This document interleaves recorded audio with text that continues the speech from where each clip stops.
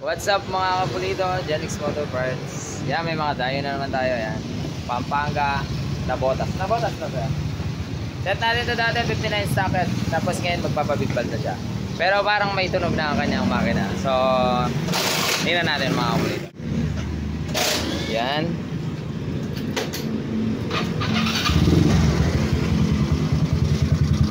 Parang may tunog. Naglolo ko nga yung susi mo. Ayun. Ayan.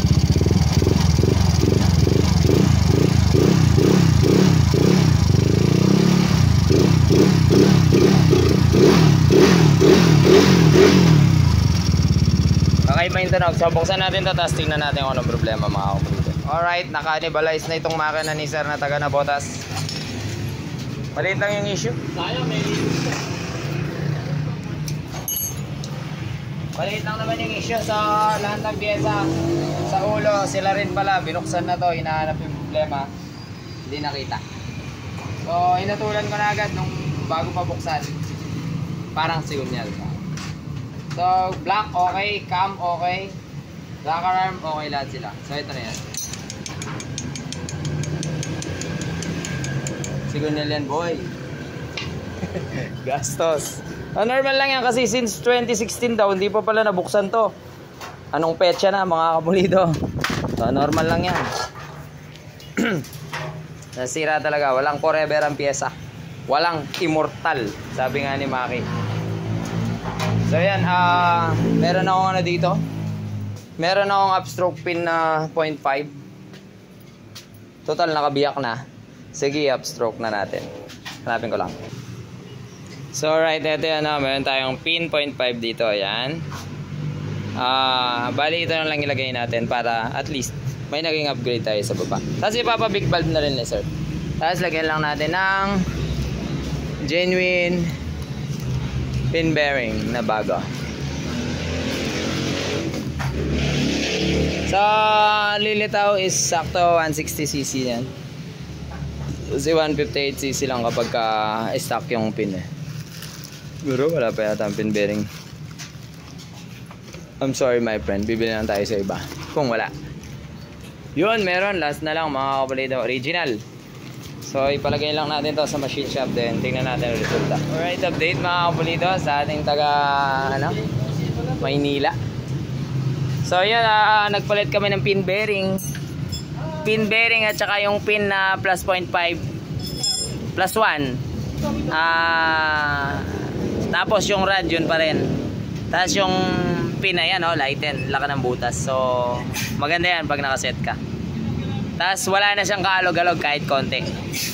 Ang kita naman na mayari. Wala na siya, hindi tulad kanina na may kumakatok. Yung rad pero tingnan natin yung under mamaya.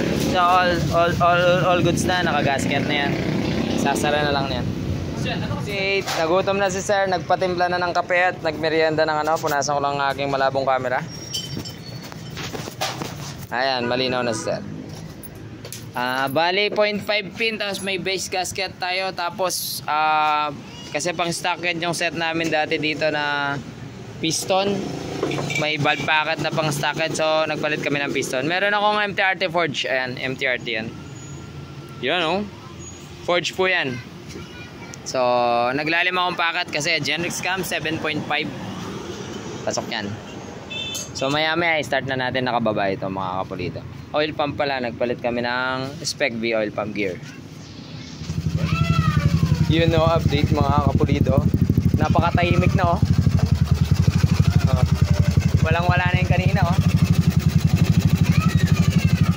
So yun, kapag okay ang black, okay ang cam, okay ang rocker arm, okay ang timing chain, halos okay lahat sa lahat ng ulo. Asahan mo, kadalasan connecting rod, pin bearing na yan. So yun, salamat po sa panonood. May nakatulong itong munting video. Yung ginawa kasi nila tinignan na daw nila lahat sa ulo, wala daw maingay. So kahit kami, wala kami nakitang problema sa ulo, walang upod, lahat okay. So yun, pin bearing mga kapulito. Okay yung pin niya na luma. Dahil luma lang talaga yung motor. Kaya lumit na yung mga bulitas ng kanyang rod. So ito po. Ito yung pin niya, okay na okay. So nag-upstroke pin kami ng 0.5 yun. Salamat po sa panonood na may nakatulong ating video. Genrix, syempre, hanggang sa lumili natin pagkikita. Paalam. Kami ang Team Genrix, may talento at kalupitan na malabong masapawan, di nyo mahihigitan. Sa karera palupitan, pabangisan ng tugma, iwan lahat ng kumalaban, mga walang binuga. Kami ang Team Genrix, may talento at kalupitan na malabong masapawan, di nyo mahihigitan. Sa karera palupitan, pabangisan ng tugma, iwan lahat ng kumalaban, mga walang binuga. Motor o sasakyan, kaya namin diskatihan, kahit na ano pa ang sira, kaya na solusyonan. Dalhin sa Genrix shop at walang pagsisisihan. Solido mga banat, problema'y malulunasan. Sigurado at pulido, di ka madidismaya sa mga pyesa at gawa na detalyado sa gawa.